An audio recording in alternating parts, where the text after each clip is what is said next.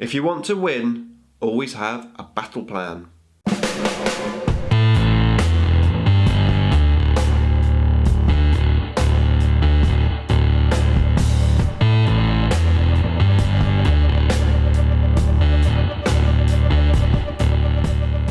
Nick speaking, and welcome to this video.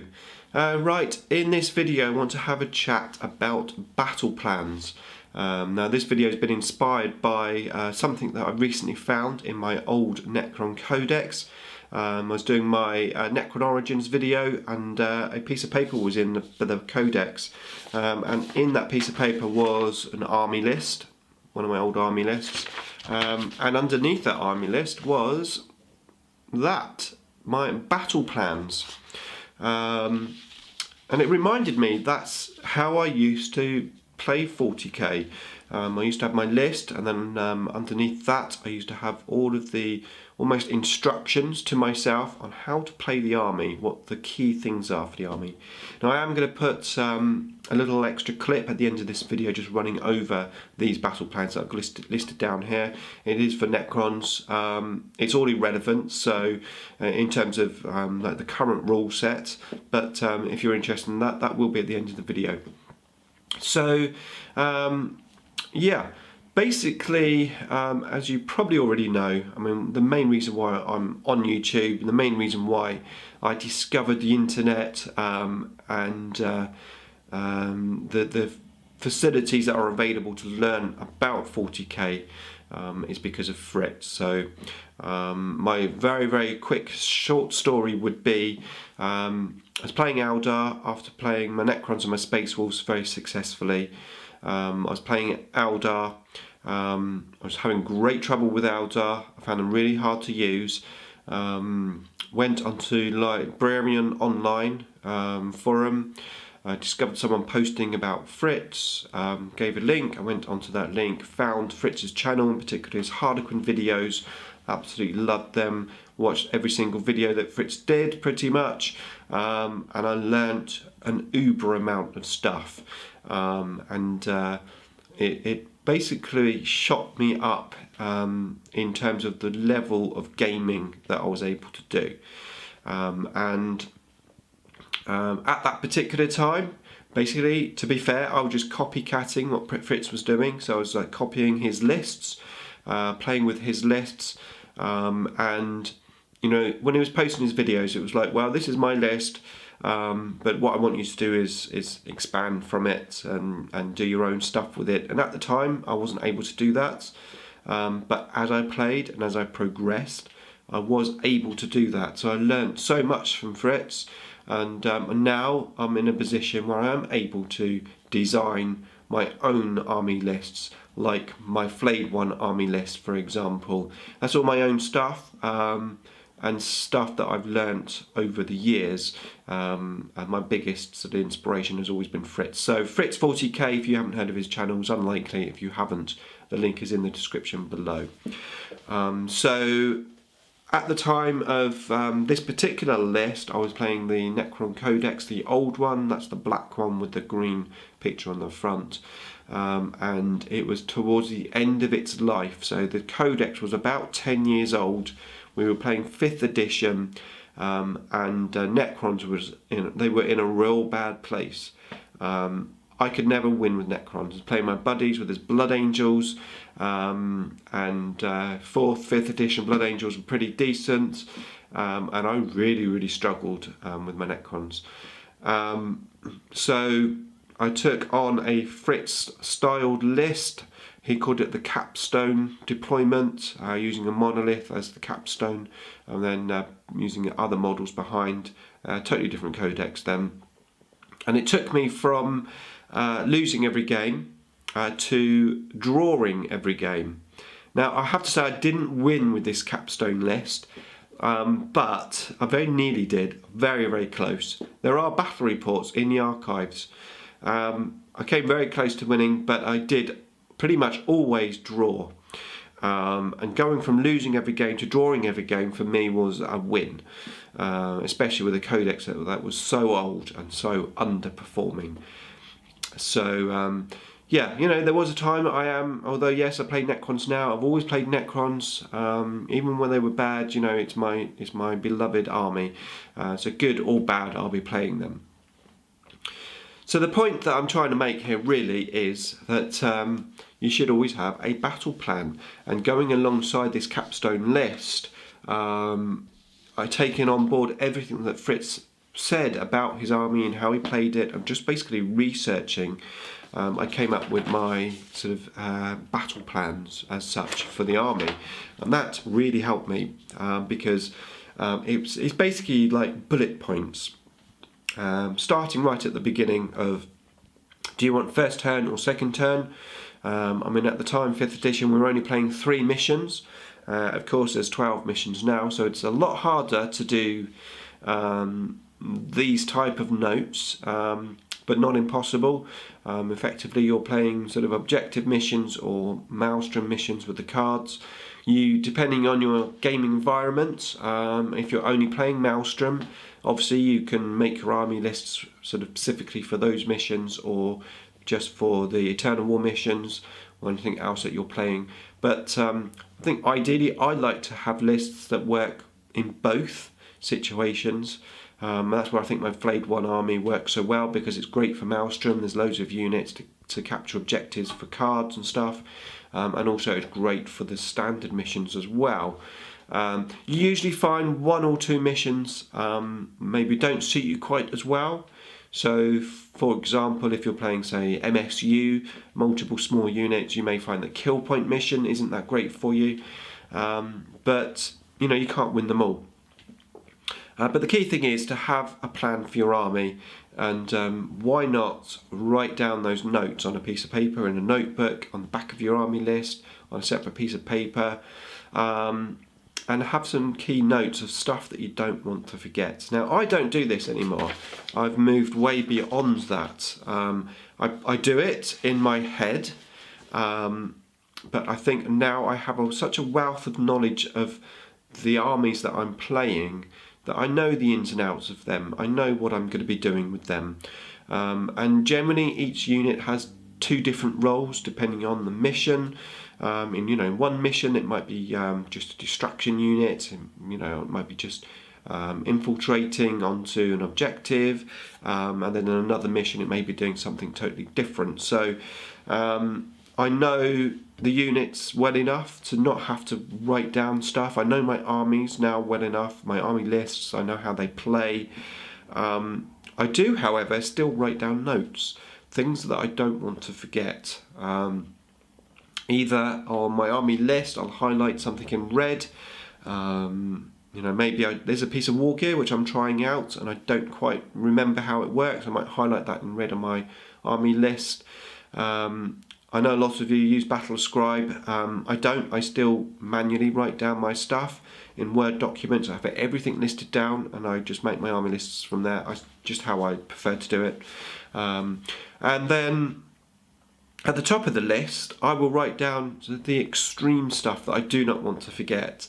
Stuff that you can't go back on necessarily. So, for example, if I'm playing a Tomb Spider with Scarabs, I make a note at the top of the list, beginning of turn, generate a Scarab Swarm. So every time I play, I'll have a quick look. Every turn, I'll have a quick look at my list, see, right, I've got to do that at the beginning of the turn, I've got to do that in the shooting phase, blah, blah, blah. So I've got little keynotes which I use just to remind me, because there's nothing worse than getting to, let's say, the assault phase and it's like, oh damn, I forgot to generate another Scarab Swarm. So you don't want to be asking your opponent, oh, do you mind if I go back and generate that? So definitely have a something written down, basically, to like key notes to remind you of things. Now, obviously, when you're starting up, having battle plans and stuff, you might have a battle plan and it might be absolutely useless, but at least you've got that battle plan, and then as you play, you can adjust your battle plan. So your battle plan might be, for example, deep strike the whatever in, deep strike my jump pack Marines in, and then you deep strike them in, they get blasted. Okay, well, next game, deep strike them in, they get blasted.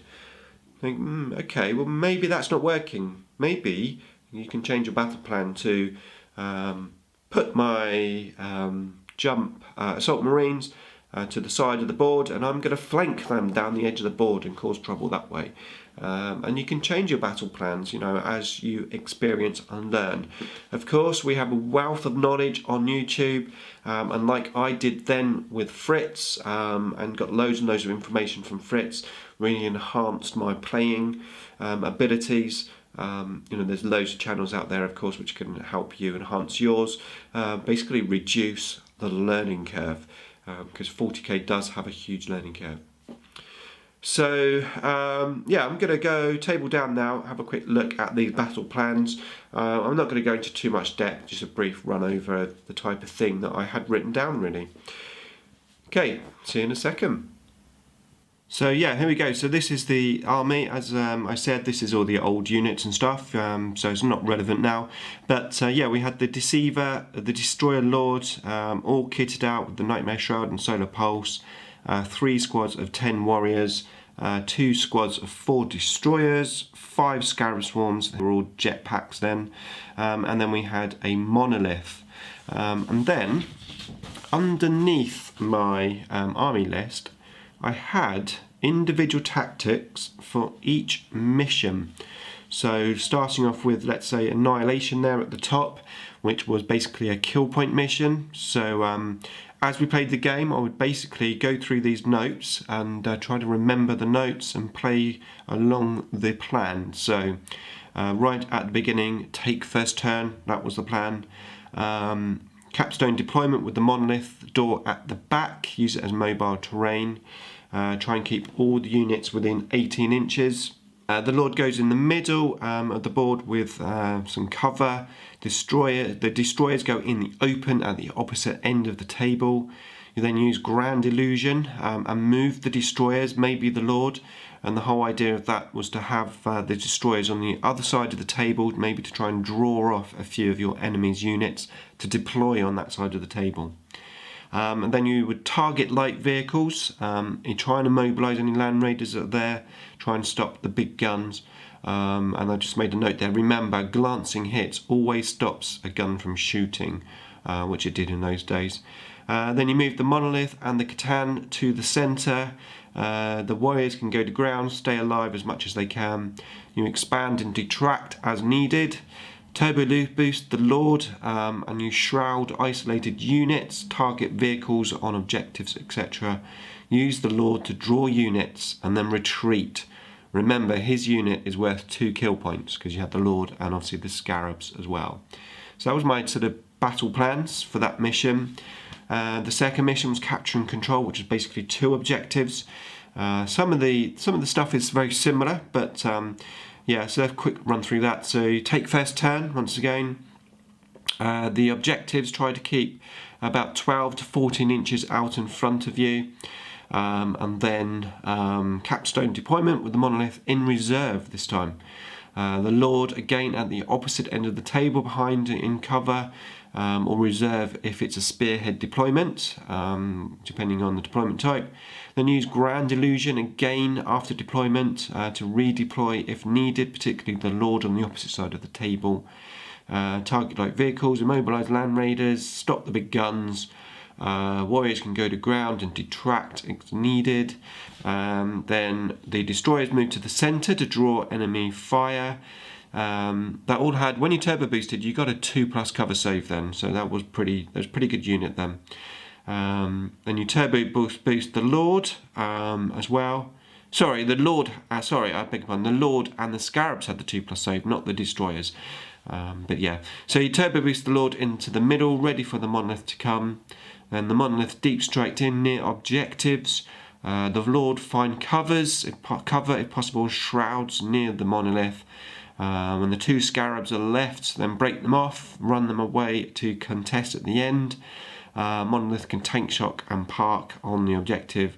Yes, it could tank shock then. And then Monolith portal the Lord through if needed. So that was that one.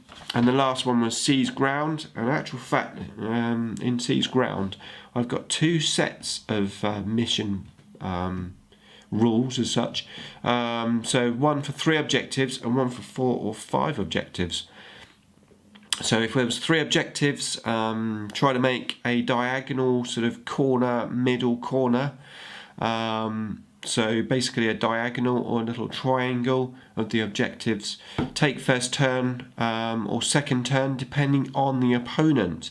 So if your opponent's a shooty opponent, then take first turn. If your opponent is maybe Space Marines, go second turn. If it's not so shooty. That was my notes at the time. Obviously Space Marines are different now. And then capstone deployment with the monolith door at the back. I always remember that because you want to be able to teleport stuff and then hide them behind the monolith. Keep everything within 18 inches because that was where you could teleport units through to redo their will be back. So that was quite important. The Lord at the opposite end of the table, gain behind cover, reserve if spearhead, use grand illusion to redeploy, target light vehicles, immobilise land raiders, stop big guns, warriors can go to ground, monolith moves to park in the middle, Lord find cover and uses shroud, when 2 scarabs left, break off, blah blah blah. So it's a similar idea. When there's more objectives, and then you sort of have to cluster the objectives as best you can in the middle and slightly on one side. So as you can see, I mean, I'm not going to go through the rest of that, but that's 5 minutes of just ramble. But the key thing here is to note that there's nothing wrong with writing down your mission parameters for your army. What do you plan to do for your army? I think it's well worthwhile, especially when you're learning your army. Make sure you don't forget, and like I said, to this day, although I don't do this extravagant thing, what I do is at the top of my list here, I'll write down stuff that I need to do. So it's well worthwhile doing things like that. Okay, so that's it from me. I hope you enjoyed the little video. Thanks for watching as always. I'll see you in the next one.